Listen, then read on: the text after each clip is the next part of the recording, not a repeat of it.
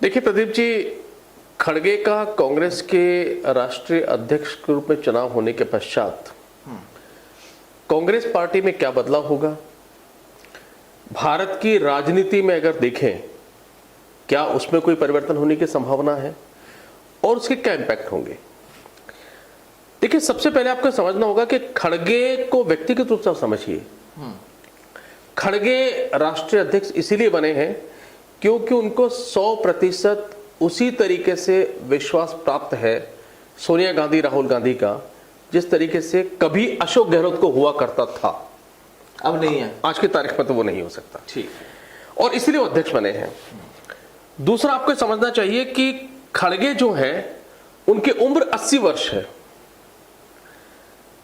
80 वर्ष की उम्र में अगर कोई व्यक्ति कांग्रेस का राष्ट्रीय अध्यक्ष बनता है और वो इसलिए बनता है क्योंकि उसे सोनिया गांधी राहुल गांधी का पूर्ण विश्वास प्राप्त है, वो इसलिए बनता है क्योंकि कांग्रेस के पास कोई दूसरा ऑप्शन नहीं था अशोक गहलोत के मना करने के बाद। तो ऐसे में फिर ये कहानी में एक प्रश्नवाचक चिन्ह जो आपने लगाया वो निसंदेह खड़ा हो जाता है कि क्या खड़गे कांग्रेस को कोई गिफ्ट दे पाएंगे। और वो गिफ्ट क्या है? वो गिफ्ट है कांग्रेस में नई ऊर्जा का संचार, कांग्रेस में नए जीवन का संचार, कांग्रेस में जो उथल पुथल है उसको रोकना, कांग्रेस में जो भगदड़ है उसको रोकना, कांग्रेस जो एक एक करके पूरे भारत से सिमटती जा रही है और आज की तारीख में कुल जमा 2 राज्यों में सरकार है उसको बढ़ाना, और सबसे अंत में जिसके लिए उनको बनाया गया है राहुल गांधी को देश का प्रधानमंत्री बनाने की दिशा में कदम बढ़ाना। ये सारे विषय हैं। इसका मतलब है कि अगर इन सारी चीजों को आप देखेंगे और इनका आकलन आप निष्पक्ष रूप से करेंगे तो ये तो तय है कि खड़गे का अपना व्यक्तिगत रूप से कोई विजन या खड़गे का ये होना कि वो कांग्रेस में इस तरह उभर कर आएंगे कि आने वाले कल में वो कोशिश करें कि उनका अपना वजूद अलग खड़ा हो जाए, अपना एक अलग विजन खड़ा हो जाए, उसकी संभावना तो नहीं है। वो जो काम करेंगे वो गाहे बगाहे चाहे अनचाहे वही करेंगे जो कांग्रेस का केंद्रीय नेतृत्व। जब केंद्रीय नेतृत्व की हम बात करते हैं तो सिर्फ सोनिया गांधी राहुल गांधी और थोड़ा सा पार्ट उसमें प्रियंका वाड्रा है, वो है। तो वो जो उनकी मन इच्छा होगी वो काम करेंगे, वो जैसा उनको प्रत्यक्ष या अप्रत्यक्ष रूप से निर्देशित करेंगे वो वैसा काम करेंगे। और जब वो वैसा काम करेंगे तो फिर उनका पहला कोट मैं आपको याद दिलाना चाहता हूं जो उन्होंने कहा था कि बकर ईद पे बचेंगे तो मुहर्रम पे नाचेंगे। ये जो उनका कोट है ये अपने आप में पूरी कहानी कह देता है।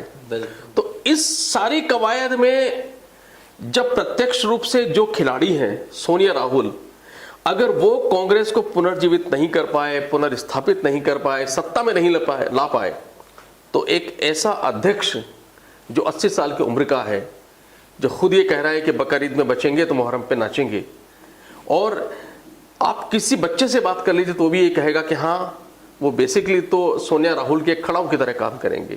ऐसे में वो कांग्रेस को गिफ्ट दे पाएंगे? कितनी गिफ्ट दे पाएंगे, कितनी बड़ी गिफ्ट दे पाएंगे? मुझे थोड़ा सा इसमें संदेह भी है और उतनी आशा की किरण नहीं है जितनी शायद कोई और बनता तो आशा की किरण जगती। लेकिन यहाँ देखिए चीज अब जब सीधी सी बात है कि मोटे तौर पर कहा जाए तो एक रबर स्टैंप हो गए, ठीक है, लेकिन इस चीज को खड़गे भी जानते होंगे कि मैं रबर स्टैंप रहूंगा, तो फिर वो क्यों बने अध्यक्ष? क्योंकि शायद इसीलिए हो सकता है अशोक गहलोत पीछे हटे हों। देखिए, अगर कांग्रेस के पुनर्जीवित होने की संभावनाएं होती, अगर कांग्रेस के भारतीय राजनीति में वापस से उस प्रतिष्ठापित होने की संभावना होती तो अशोक गहलोत पीछे नहीं हटते। आप इस बात को समझिए कि जब अशोक गहलोत पूरी तरीके से तय हो चुका था कि हां इन्हें बनाया जाएगा, तब खड़गे कहीं पिक्चर में नहीं थे। खड़गे मजबूरी का नाम राष्ट्रीय अध्यक्ष है। जब अशोक गहलोत पिक्चर से हट गए तो उसका ऑप्शन था क्या? किसको लाते? थरूर को बना नहीं सकते। दिग्विजय सिंह अपने आप में जिस तरीके से उनका ओरा है, जिस तरह के उसके विवादित बयान है और जो उनकी सिचुएशन मध्य प्रदेश में है, उसके बाद अगर वो बनते तो अच्छी तरह जानते थे कि कांग्रेस और कमजोर होगी। तो ऐसे में ऐसा कौन सा व्यक्ति था जो अशोक गहलोत की तरह स्वामी भक्त सोनिया परिवार के लिए होता? वो खड़गे थे, मजबूरी थी, मजबूरी। तो खड़गे के अलावा कोई हो नहीं सकता था।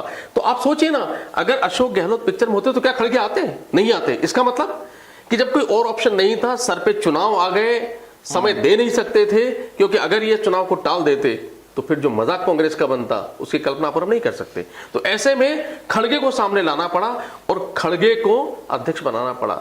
अब जिस अध्यक्ष को बाय एक्सीडेंट जो अध्यक्ष बना हो, बाय डिफॉल्ट जो बना हो, या दुर्घटनाओं की वजह या घटनाओं के क्रम की वजह से बना हो, उससे अगर आप ये उम्मीद करते हैं कि वो 80 साल की उम्र में कांग्रेस के अंदर नई ऊर्जा का संचार कर देंगे, नया विजन दे देंगे, भारतीय राजनीति में कांग्रेस के क्रांति ला देंगे, तो फिर आप वो दिवा स्वप्न देखने का हर एक को अधिकार है। लेकिन राजनीतिक विश्लेषक होने के नाते, राजनीतिक चश्मे से कम मैं तो वो दिवा स्वप्न नहीं देख सकता कांग्रेस के लिए। अच्छा, जब अब ठीक है, जो भी है, चाहे वो स्टंप है या जिस भी तरीके से है, मजबूरी का नाम राष्ट्रीय अध्यक्ष है, तमाम जो भी कहानी रही हो, लेकिन अब खड़गे राष्ट्रीय अध्यक्ष हैं। किताबों में यही लिखा जा रहा है, फाइलों में भी यही लिखा जा रहा है। सवाल ये कि क्या अब हिंदुस्तान की कांग्रेस मजबूत हो पाएगी, पहला, और दूसरा ये कि आने वाले वक्त में कुछ राज्यों में इलेक्शन होने वाले हैं, क्या वहां पर स्थितियां क्या होंगी, और तीसरा पर्टिकुलर राजस्थान की कहानी। देखिए, इसको हम अलग अलग हिस्सों में डिवाइड करते हैं। सबसे पहले हम भारतीय राजनीति की बात करते हैं। खड़गे आने से क्या फर्क पड़ेगा?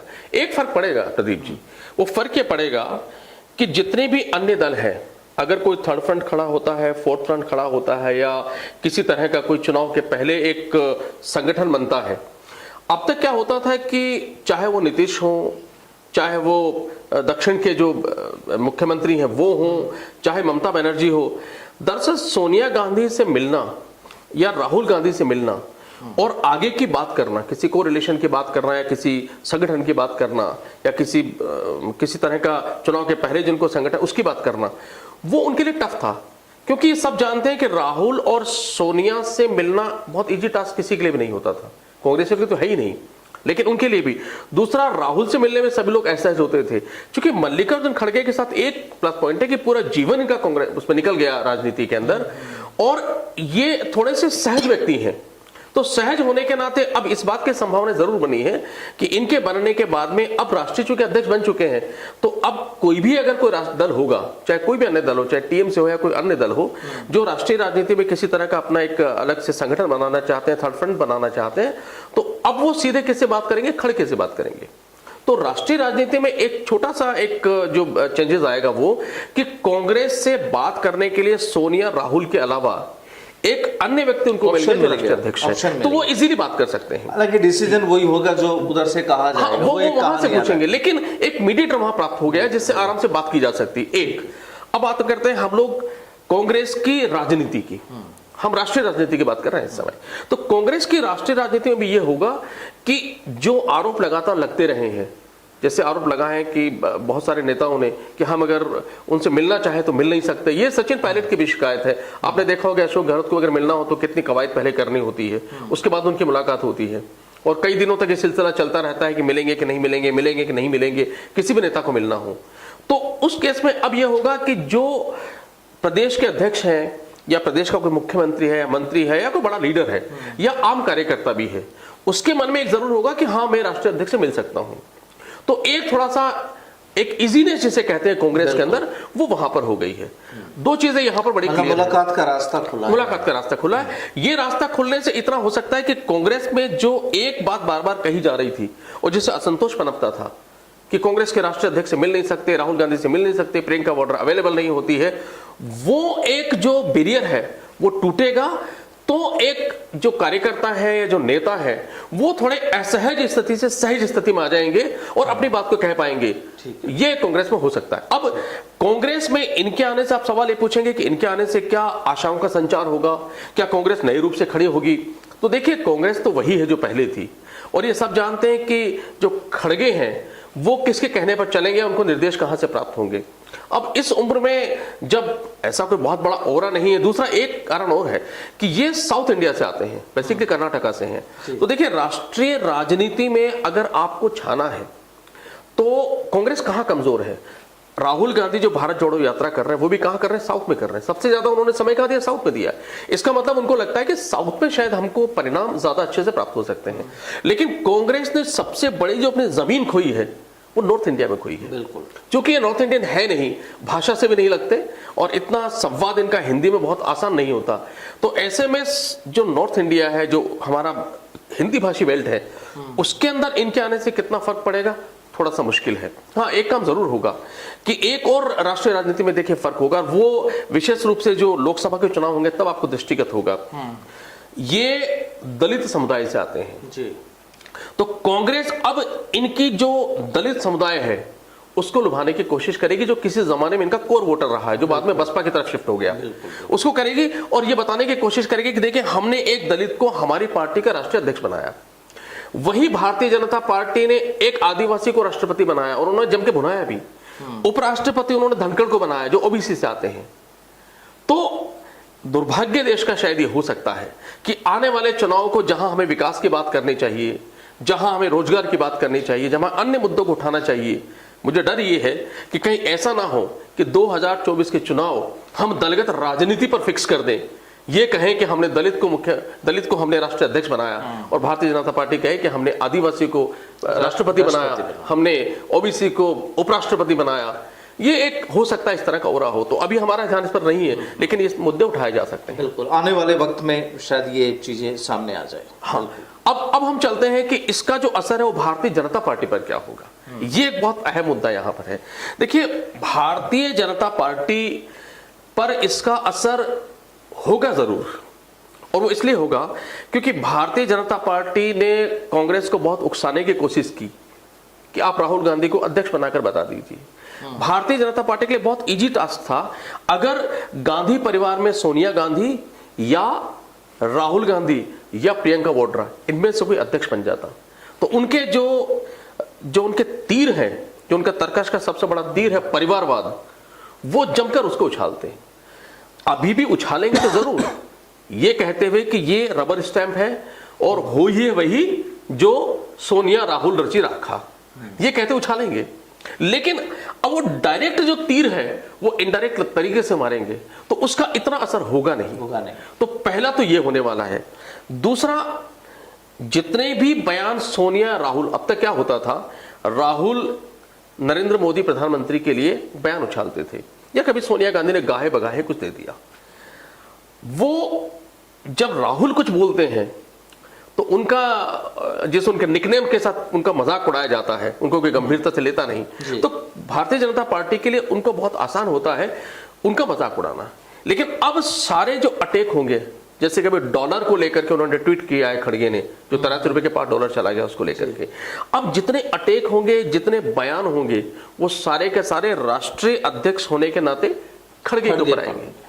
तो जब खड़गे के ऊपर आएंगे तो एक तरह से खड़गे सोनिया राहुल के बीच में ढाल बनकर खड़े हो गए और सारे बयानों को वो पास करेंगे और वो झेलेंगे। तो जो भारतीय जनता पार्टी के मुफीद पीछे गांधी परिवार, वो थोड़ी सी शेल्टर में आ गई वहां पर। तो भारतीय जनता पार्टी परिवारवाद का आरोप उतनी गंभीरता से नहीं लगा सकती जितनी गंभीरता से पहले वो लगा सकते थे, और ना ही अब राहुल और सोनिया के बयानों को लेकर के वो इस तरीके से वार कर सकते हैं जिस तरीके से करेंगे। तो थोड़ा सा उनके लिए पिच भारतीय जनता पार्टी के लिए यहां पर बदल चुका है। जी, अब अगर बात करें आखिर में कि राजस्थान की राजनीति पर, जी, राजस्थान की राजनीति की अगर बात करेंगे, देखिए प्रदीप जी, तो राजस्थान की राजनीति एक बेहद, जैसे कहते हैं, भंवर जाल में फंस गई है कांग्रेस के लिए। देखिए, सिलसिलेवार थोड़ा सा राजस्थान की राजनीति को देखिए कि खड़गे के आने के बाद में राजस्थान की राजनीति में क्या हो सकता है। आप 1 महीने पहले के घटनाक्रम को देखिए। 1 महीने पहले खड़गे ही यहां पर आए थे जी। जो विधायक दल की मीटिंग सीएमआर पर बुलाई गई थी अशोक गहलोत के निवास पर, उसमें खड़गे ही बैठे रहे थे। बिल्कुल। और उसकी जगह सारे विधायक कहां इकट्ठे हो गए? धारीवाल के घर पर। उसके बाद खड़गे होटल में रहे और उनसे मिलने विधायक नहीं गए, और वो सीधे कहां चले गए? सीपी जोशी के इस्तीफा देने के लिए। क्या खड़गे अपने इस अपमान को भूल सकते हैं? पहला। दूसरा, इस सारे घटनाक्रम में जो सबसे जबरदस्त अपमान हुआ और जो आभा मंडल पूरी तरह खंडित हुआ वो सोनिया राहुल का हुआ। बिल्कुल। अगर ये सोनिया राहुल के सिपह सालार हैं और राहुल को आगे बढ़ाने के लिए और सोनिया गांधी के ओरा को, गांधी परिवार के ओरा को वापस से भारतीय राजनीति में प्रतिष्ठापित करने के लिए अगर खड़गे आए हैं तो क्या खड़गे कुछ नहीं करेंगे? दूसरा, तीसरा, आप देखिए अभी जब खड़गे राष्ट्रीय अध्यक्ष बने तो राजस्थान से बुके लेकर जाने वाले कौन कौन हैं? वही लोग जिन्हें वही नोटिस लोग। मिले थे। बिल्कुल जिनको नोटिस दिया हुआ है बिल्कुल। और जिनके ऊपर कोई कार्रवाई होने की तलवार लटक रही है। अशोक गहलोत ये जता रहे हैं क्योंकि वो अशोक गहलोत खड़गे की पीढ़ी के हैं। अशोक गहलोत के खड़गे के साथ में ट्यूनिंग काफी अच्छी है, जो अजय माकन के साथ आज की तारीख में उनके नहीं है इतनी, उनके साथ बहुत अच्छी है। तो कहीं न कहीं अशोक गहलोत ये जता रहे हैं कि खड़गे के आने से उनकी सीट सुरक्षित है। लेकिन यहां पर फिर वही प्रश्न आ जाता है कि खड़गे के लिए अशोक गहलोत इंपॉर्टेंट होंगे या सोनिया राहुल इंपॉर्टेंट होंगे? तो राजस्थान की राजनीति में खड़गे के आने से ऊपरी सतह पर जो माना जा रहा है कि अशोक गहलोत के लिए सिचुएशन आसान हो गई, मेरा जो एक विश्लेषण यहां कहता है वो कहता है कि चीजें इतनी आसान है नहीं, क्योंकि खड़गे ना तो यहां आने पर जो एपिसोड हुआ उसको भूल सकते हैं, ना वो सोनिया गांधी राहुल गांधी के प्रति जो अवज्ञा यहां पर हुई, जो एक लाइन का संदेश यहां पारित करना था कि जो केंद्रीय नेतृत्व कहेगा हम उसको मानेंगे, क्या उसको भूल सकते हैं? राहुल सोनिया की अपेक्षा भी यही होगी कि अब खड़गे जो राजस्थान की राजनीति का जो मसला है उसको इस तरीके से हल करेंगे कि उनका ओरा बचा रहे केंद्रीय नेतृत्व का और सचिन पायलट यहां प्रतिष्ठापित हो जाए और यहां ज्यादा नुकसान नहीं हो। तो खड़गे के लिए यह बड़ा एक मुश्किल सा समय होगा, क्योंकि समस्या यहां दूसरी और है प्रदीप जी कि खड़गे राष्ट्रीय अध्यक्ष बन गए हैं तो अब उनको जो गुजरात का चुनाव है उसे देखना है, हिमाचल का चुनाव उसे देखना है, उसके बाद 2023 में उनको एमपी का चुनाव देखना है, उनको राजस्थान का चुनाव देखना है, उनको हरियाणा का चुनाव देखना है, फिर 2024 में उनकी सबसे जो कठिन परीक्षा वो लोकसभा का चुनाव। इन सब के लिए संसाधन कहां से आएंगे, साधन कहां से आएंगे? ये तो सभी जानते हैं कि राजस्थान इसमें बहुत बड़ा रोल निभा रहा है। तो ऐसे में क्या अशोक गहलोत पर वार कर पाएंगे?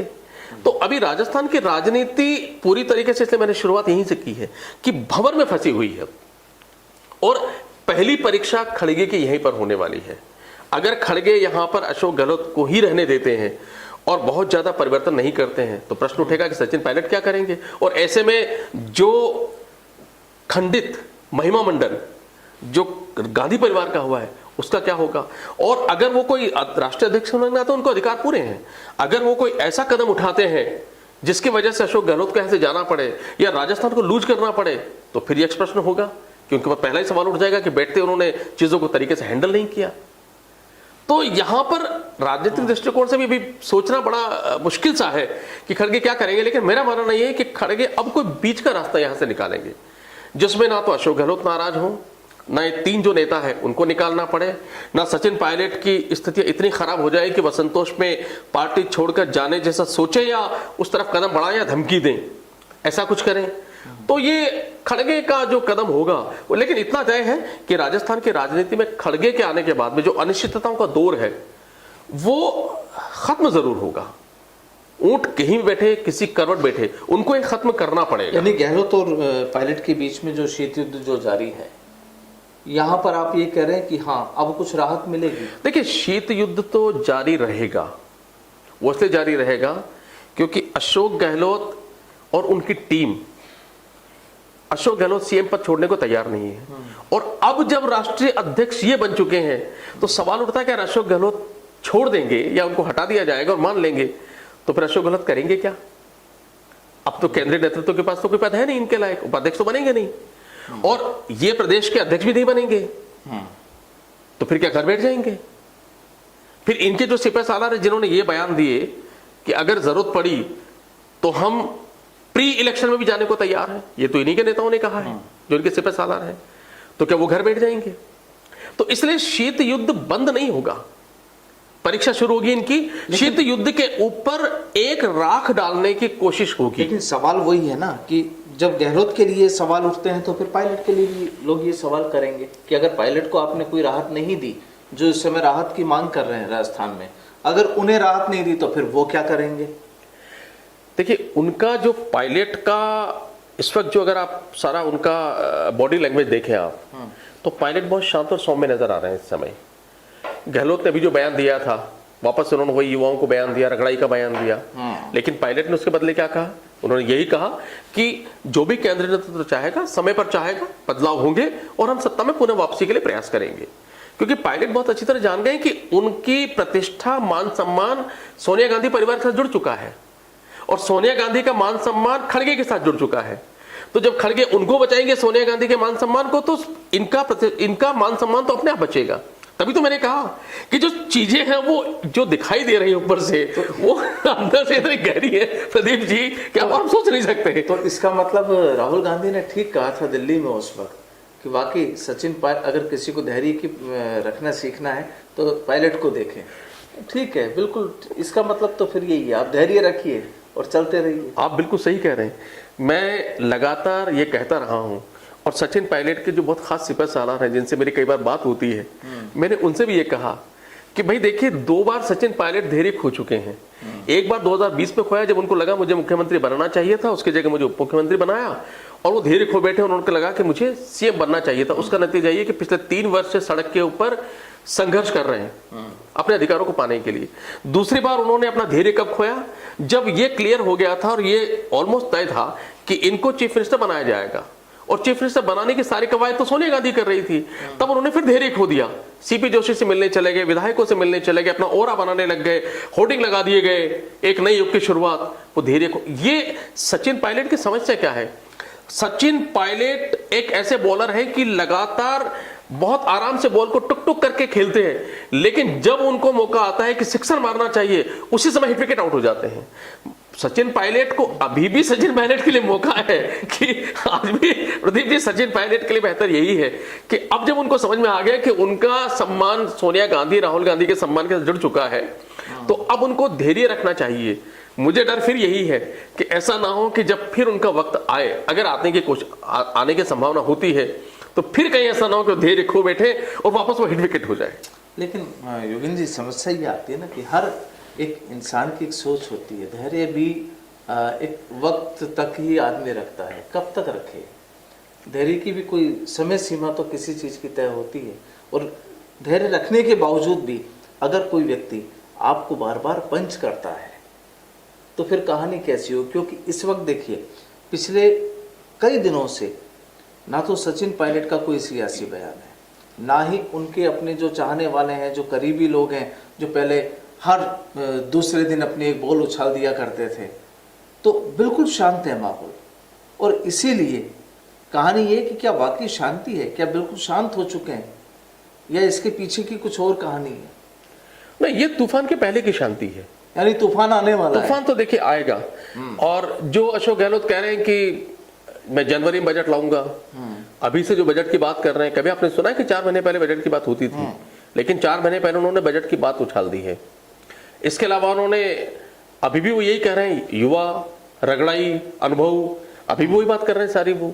तो अशोक गहलोत भी जानते हैं कहीं कहीं कि कुछ ऐसा हो सकता है जो नहीं होना चाहिए। उसको वॉश आउट करने के लिए उन्होंने पुनः, देखिए अशोक गहलोत बार बार वही खेल खेलते हैं जो 3 साल से खेल रहे हैं। सचिन पायलट वही धैर्य रखते हैं जो 3 साल से रखते हैं। दोनों का पिच वही है, दोनों के खेलने, बैटिंग और बॉलिंग का स्टाइल भी वही है। बस फर्क इतना है कि जिस समय उनको शॉट मारना चाहिए उसमें हिट विकेट हो जाता है। सचिन पायलट का सिर्फ इतना सा प्रॉब्लम है। तो इसलिए ये तूफान के पहले की शांति है, क्योंकि बहुत समय तक ना तो सचिन पायलट के चाहने वाले, ना सचिन पायलट के जो सिपह सालार वो चुप रह सकते हैं। और जैसे जैसे समय निकलता जाएगा, अगर सचिन पायलट को कहीं ये लगा कि केंद्रीय नेतृत्व ने एक तरह से समझौता कर लिया है अपनी मजबूरियों के कारण, चाहे वो राजनीतिक मजबूरी हो, चाहे सत्ता की मजबूरी हो, चाहे वो संसाधनों की मजबूरी हो, वो जो मजबूरी हो, उस समय दूसरा एपिसोड चालू होगा। क्योंकि जैसे ही अशोक गहलोत को अगर ये लगेगा अब मैं पूरी तरह सेफ हूं, तो फिर वो सचिन पायलट पर वार प्रत्याहार करना शुरू करेंगे, इनको गायब करने के लिए, जादुई तरीके से गायब करने के लिए। और अगर गहलोत को ये लग गया कि सचिन पायलट आने की तैयारी कर रहे हैं और इसकी कीमत कुछ भी हो, तो फिर वो वार प्रतिवार करेंगे अपने को बचाने के लिए। और सचिन पायलट को जब ये लग गया कि अब चुनाव के कुछ समय बचे हैं और टिकट बंटने की भी तैयारी हो रही है, क्योंकि अगर अशोक गहलोत रहे पावर में तो फिर इनके सिपह सालों को टिकट मिलने में दिक्कत आएगी और बहुत कम टिकट मिलेंगे, ताकि अगली बार अगर, जिसकी कोई संभावना वैसे तो मुश्किल है, लेकिन अगर अगली बार अगर सरकार बनाने का मौका आ भी जाए तो फिर अशोक गहलोत ये चाहेंगे कि टिकट इस तरीके से बांटे जाएं कि टिकट की मैक्सिमम जो विधायक उनके पाले के हों। जब सचिन पायलट को लगेगा तो फिर वो सोनिया गांधी के दरबार में जाएंगे कि अब आपने इतना सब कुछ कर दिया तो क्या मुझे टिकट भी नहीं दिलाओगे मेरे मिलने वालों को, और फिर इसका एपिसोड पुनः शुरू होगा। तो इसलिए मैं आपसे कह रहा हूं कि आप कहीं भी घूम करके देख लीजिए, चाय के प्याले में तूफान के पहले की शांति है। तूफान आएगा, वो तूफान गुजरात चुनाव के ठीक बाद में आएगा, या वो चुनाव के 3 महीने पहले आएगा, या 6 महीने पहले आएगा। आप लिख कर रखिए, चुनाव तूफान आएगा जरूर।